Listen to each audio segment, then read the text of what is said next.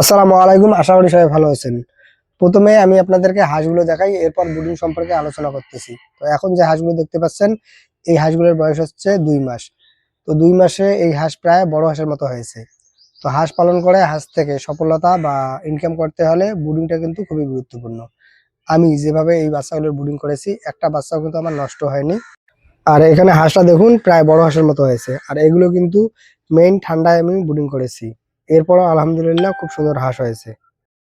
আর আমি হাঁসগুলো সাধারণত বড় করে থাকি মাংসের জন্য, আর সেজন্য খুব একটা বেশি ভ্যাকসিন বা ওষুধ ব্যবহার করি না। যদি কোনো হাঁসের সমস্যা হয় সেক্ষেত্রে সমস্যা অনুযায়ী ওষুধ ব্যবহার করি। আমি যেভাবে হাঁসের বাচ্চাগুলো ব্রুডিং করে থাকি, আপনারা যদি এটা দেখেন তাহলে আপনারাও সেম ভাবে হাঁসের বাচ্চাগুলো ব্রুডিং করতে পারবেন। প্রথমে ঘরের মাটিগুলো একটু সমান করে নিলাম, যেহেতু নতুন করে এই ঘরটাতে মাটি কাটা হয়েছে। তো এখন এখানে যে প্ল্যান শিটটা দেখতে পাচ্ছেন, এটার হাইট হচ্ছে 2 ফুট। ব্রুডিং এর আয়তনটা বাচ্চার পরিমাণ অনুযায়ী তৈরি করে নেই। তবে শীতের দিনে বাচ্চা ব্রুডিং এর পদ্ধতি একরকম, আর গরমের দিনে বাচ্চা ব্রুডিং এর পদ্ধতি একরকম। তো যেহেতু আমি এই বাচ্চাগুলো শীতে ব্রুডিং করব, তো শীতে যে পদ্ধতিতে ব্রুডিং করে থাকি সেটাই আমি আপনাদেরকে দেখাবো। তবে ঠান্ডার দিনে প্রয়োজনের থেকে বেশি পরিমাণে ব্রুডারটা তৈরি না করাই ভালো, এতে তাপ ধরে রাখতে সমস্যা হবে। প্রথমে প্লেন শিটটাকে পরিমাণ অনুযায়ী গোল করে নিলাম। এরপর এই গোলের ভেতরে প্রথমে ব্যবহার করলাম প্লাস্টিকের বস্তা, তার উপরে কাঠের গুঁড়ো, তার উপরে পাটের বস্তা। তো এখানে কত ওয়াটের বাল্ব ব্যবহার করব সেটাই এখন আপনাদেরকে বলতেছি। সাধারণত একটা বাচ্চার জন্য, হাঁসের বাচ্চা অথবা মুরগির বাচ্চার জন্য, একটা বাচ্চার জন্য 2 ওয়াটের প্রয়োজন হয়। আর এখন যেহেতু ঠান্ডার দিন বা আমার যেহেতু 60-এর উপরে বাচ্চা অলরেডি ফুটেছে, তো আমি এখানে একটা 200 ওয়াটের বাল্ব ব্যবহার করব। তবে প্রথম 3 দিন কিন্তু খুবই গুরুত্বপূর্ণ। তো এখানে দেখতে পাচ্ছেন প্রথম দিন যখন বাচ্চাগুলো ফুটেছে, তখন আমি মেশিনের এখানে এসে খোসাগুলো বের করে দিয়েছিলাম। আর এটা যদি না করতাম তাহলে হয়তো অনেক সময় বাচ্চাগুলো এই খোসার ভেতরে ঢুকে যায় বা এই খোসার কারণে অনেক ধরনের সমস্যা হয়।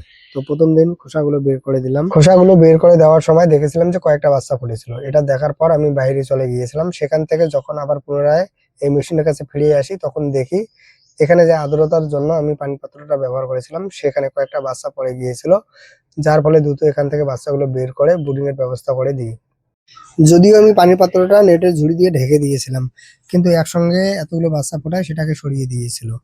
আর এটা দেখার পর দ্রুত বাচ্চাগুলোকে ব্রুডিং এর ব্যবস্থা করে দিয়েছি। আশা করি কোনো রকম অসুবিধা হবে না। পানিতে পড়ে গেলেও কিন্তু একটা বাচ্চা মারা যায়নি। তো এগুলো যেন দ্রুত তাপ পায়, তো সেজন্য উপরটা আমি ঢেকে দেবো। আর যদি বাচ্চাগুলো পানিতে পড়ে না যেত তাহলে কিন্তু অর্ধেকটা ঢেকে দিলেই হয়ে যেত। তবে এটা সম্পূর্ণ আবহাওয়ার উপর নির্ভর করে।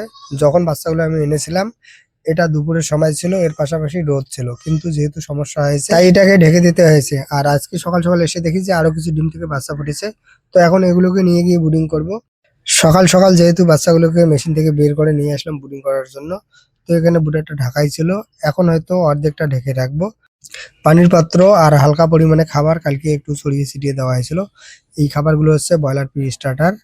তো আপনারা এই খাবারটাই দেওয়ার চেষ্টা করবেন। এর পাশাপাশি পানির পাত্রটা কিন্তু খুবই গুরুত্বপূর্ণ।